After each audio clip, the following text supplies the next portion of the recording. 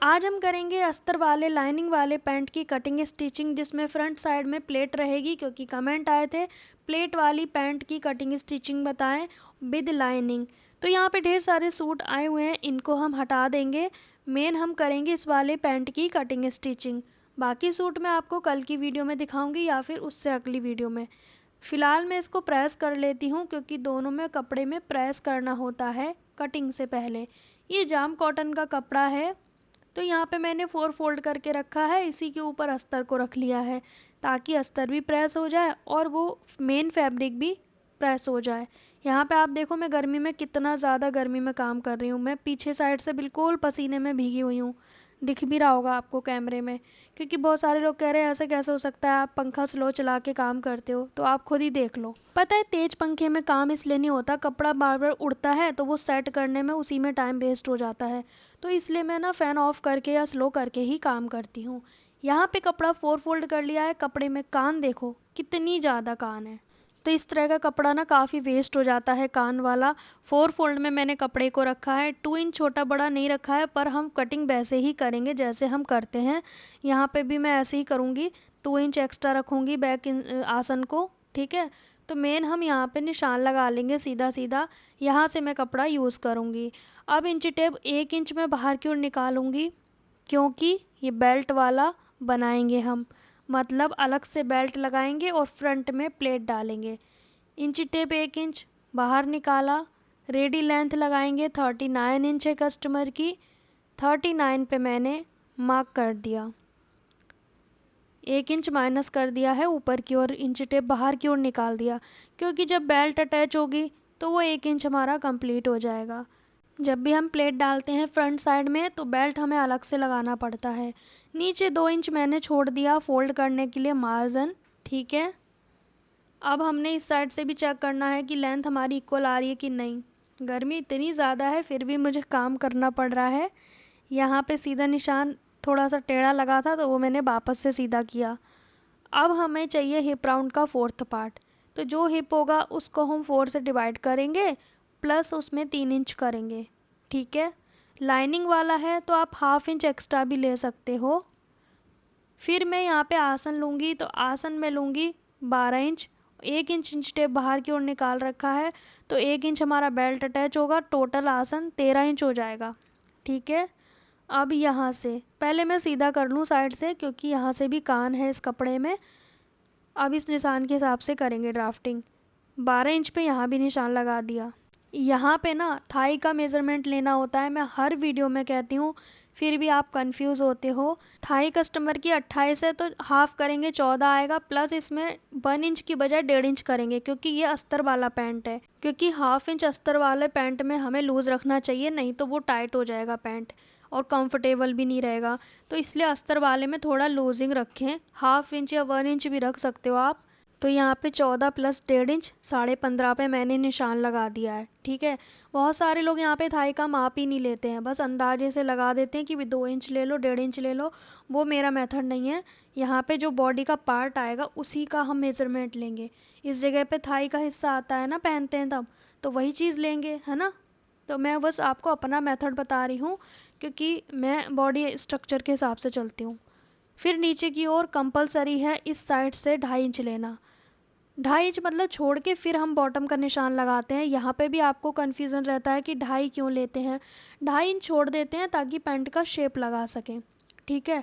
बस 2.5 इंच छोड़ना है, चाहे कोई भी साइज़ हो, कंपलसरी है ये आप समझ लो। फिर उसके बाद बॉटम मेरे कस्टमर ने बोला है थोड़ा चौड़ा पैंट चाहिए, तो 9 इंच रखूँगी, मतलब टोटल गोलाई में 18 है, हाफ़ करेंगे तो 9 आएगा। 9 में 1 इंच प्लस करेंगे, टोटल हम 10 इंच पे मार्क कर देंगे। अब हम निशान लगाएंगे लेग शेपर से। तो बहुत सारे लोग कहते हैं हमारे पास ये स्केल नहीं है, कोई बात नहीं, आप इंची टेप से भी लगा सकते हो, है ना। हल्की सी तो गुलाई है इस स्केल में, तो आप ये तो देख के भी अंदाजे से लगा सकते हो, इतनी कोई बड़ी बात नहीं है। बट यह ईज़िली मार्केट में मिल जाता है और आपको अमेज़ोन पे भी मिल जाएगा। इस साइड से झुकाव देना होता है गोलाई वाले हिस्से से, क्योंकि आपने देखा है रेडीमेड पैंट में हल्का सा झुकाव होता है पॉकेट वाली साइडों से, दोनों साइड से, ठीक है। अब हमने ऊपर की ओर 1.5 इंच आसन बढ़ाना है बैक पार्ट के लिए। बेल्ट अलग से लगाएंगे, फिर भी हम 1.5 इंच का आसन बढ़ाते हैं बैक पार्ट में। फिर यहाँ पे कॉर्नर से 2 इंच लेंगे, जैसे कि हम आर्मोल की गुलाई करते हैं 1 इंच पे, तो यहाँ पे हम 2 इंच पे करेंगे। ठीक है, कम गहरी करेंगे, मतलब गहरी नहीं करनी है आपको। ठीक है, और अगर आपको म्यानी लगानी है तो कटिंग में कोई चेंजेस नहीं होगा, म्यानी लगा दीजिए। म्यानी की वीडियो इसी चैनल पे है, डिटेल में देख सकते हो, या फिर आप मुझे कमेंट करना, मैं लिंक दे दूँगी। चारों पार्ट की कटिंग इक्वल हो जाएगी, बस हमारी 1.5 इंच आसन बड़े रहते हैं बैक पार्ट में। यहाँ पे गर्मी के मारे ना बार बार फेस पे बाल आ रहे हैं, तो बड़े ही गंदे लग रहे हैं पसीने से तो बड़ी डिस्टरबेंस होती है कटिंग स्टिचिंग के समय पे, बहुत ज़्यादा गर्मी है ना अभी, इसलिए। यहाँ पे कट लगाएंगे दोनों साइड, मैं ना दोनों साइड कट लगाती हूँ, क्यों वो आपको स्टिचिंग के समय बताऊँगी। अब यहाँ पे 2 पार्ट उठाएंगे, क्योंकि हमने चारों पार्ट इक्वल कट किए हैं, तो हम यहाँ पे 2 पार्ट उठाएंगे और सीधे सीधे निशान पे कटिंग कर देंगे, क्योंकि तिरछा तो हमें बस बैक पार्ट में रखना है, बैक आसन को बढ़ा के रखना होता है ना, इसीलिए। तो सिर्फ 2 पार्ट में हमने सीधा कट कर दिया, और बैक में 1.5 इंच बड़ा है ही। बहुत हैवी साइज़ है तो आप 1.5 से 2 इंच भी बढ़ा सकते हो, 2.5 इंच तक भी बढ़ाना होता है अगर बहुत हैवी साइज़ है पैंट का तो। अब 20 सेंटर में आपको प्लेट डालनी है। प्लेट की लंबाई 5.5 तक रखें, और अगर आपको आसन के पास बहुत ज़्यादा थाई के ऊपर जो आसन होता है वहाँ पे अगर टाइट लगे पैंट, तो प्लेट आप छोटी डालें, ज़्यादा बड़ी ना डालें। मैं तो कहूँगी हैवी साइज़ में प्लेट डालें ही ना। ठीक है, क्योंकि प्लेट डालने से ना बहुत फिट सा हो जाता है। इन कस्टमर की डिमांड है तो मुझे प्लेट डालनी पड़ती है।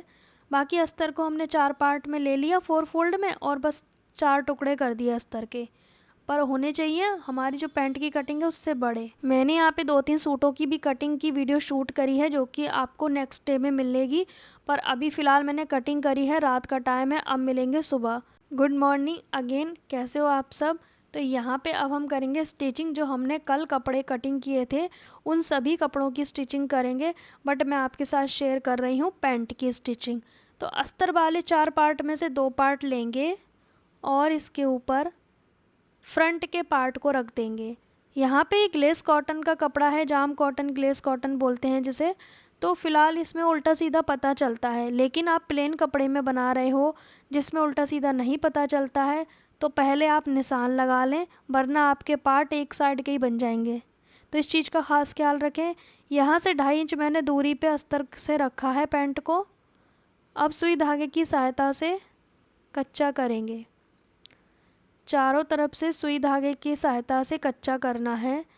मैं तो हमेशा हाथ से ही करती हूँ, चाहे कितना भी आप परफेक्ट हो, लेकिन आप मशीन से ना करें, हाथ से करें।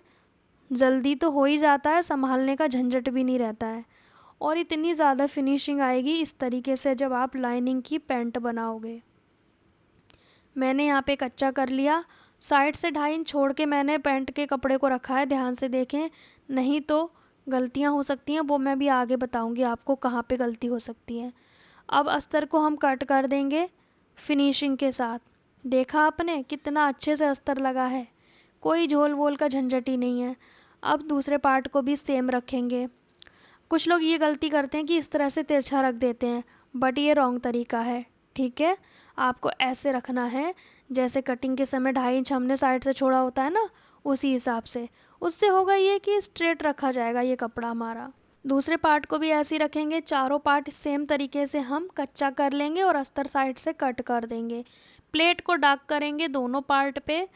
अब हमने ये ब्लाउज़ की तरह प्लेट डालनी है, यहाँ से 1 इंच चौड़ी, नीचे तक पतली होती चली जाएगी। प्लेट डालने के बाद दोनों पार्ट को आपस में जॉइंट करेंगे, कहने का मतलब है आसन जॉइंट करेंगे। सीधी साइड दोनों के अंदर है, और हमने आसन को स्टिच करना है। बैक पार्ट के आसन को इस तरह से स्टिच करना है। दोनों पार्ट के आसन स्टिच कर लिए। ये पॉकेट मैंने लगा दिया, इस कपड़े में जॉइंट आया था, पॉकेट के लिए कपड़ा नहीं था, इसलिए मैंने पॉकेट की वीडियो शेयर नहीं की। पॉकेट लगाने की वीडियो बहुत सारी चैनल पे हैं, आप उसे ज़रूर देखें। अब ये भी सीधा है, ये वाला भी सीधा, दोनों को इस तरह से रखेंगे। कई बार कपड़ा कम पड़ जाता है तो पॉकेट के लिए हमें जोड़ जाड़ लगाने पड़ते हैं। अब हमने एक दूसरे के ऊपर रख दिया है इसको। साइड की सिलाई यहाँ से लेके एंड तक लगाना है, दूसरी साइड भी यहाँ से लेके यहाँ तक सिलाई को लगाना है। सिलाई लगाने के बाद अब हम बेल्ट पट्टी को कट कर लेंगे, जो अलग से लगाते हैं। इसकी चौड़ाई 4.25 इंच ली है मैंने, और इसका जो लंबाई है वो पूरे घेरे के हिसाब से ली है। इसमें भी जॉइंट आएगा, क्योंकि कपड़ा वेस्ट हो गया कान निकालने में, है ना, तो हम क्या कर सकते हैं, जॉइंट हमें लगाना ही पड़ेगा। यहाँ पे चौड़ाई मैंने आपको बता ही दी। उससे पहले आपको इसे सीधा करना है। सीधा करने के बाद मेन हम बॉटम फोल्ड करेंगे।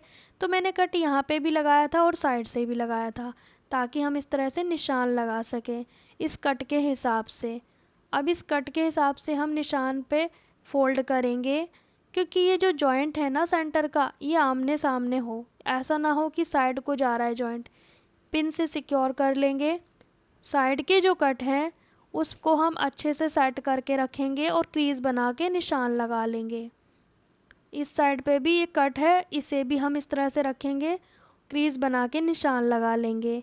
मैं ये बारीकी से इसलिए बता रही हूँ ताकि जो बिगनर्स हैं वो इस निशान के हिसाब से फ़ोल्ड कर सकें। दोनों साइड के पैर का बॉटम छोटे बड़े होने का कोई चांस ही नहीं होगा, क्योंकि इस निशान के हिसाब से फ़ोल्ड करना कितना इजी हो गया। फिनिशिंग आप देख सकते हो कितना इजी है। यहाँ पे 4.25 इंच चौड़ी पट्टी ली है। अब हम लगाएंगे बेल्ट पट्टी। इसे हम उल्टी साइड से रखेंगे। ध्यान से देखें, हम इसमें उल्टी साइड से लगाएंगे, सीधी साइड हम पलट देंगे। मैं इसमें फ्रंट साइड का बेल्ट वाला लुक दूंगी, बैक में इलास्टिक वाला, लेकिन मैं पूरा लुक दूंगी इलास्टिक से ही। आप चाहें तो पेस्टिंग भी यूज़ कर सकते हैं, उसकी वीडियो बहुत सारी चैनल पे है, देख सकते हो।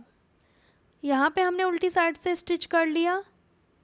अब हमने यहाँ पे एक्स्ट्रा हो रहा है तो इसे कट कर देंगे, फिर इसे आपस में जॉइंट करेंगे, इस तरह से पकड़ के जोड़ देंगे।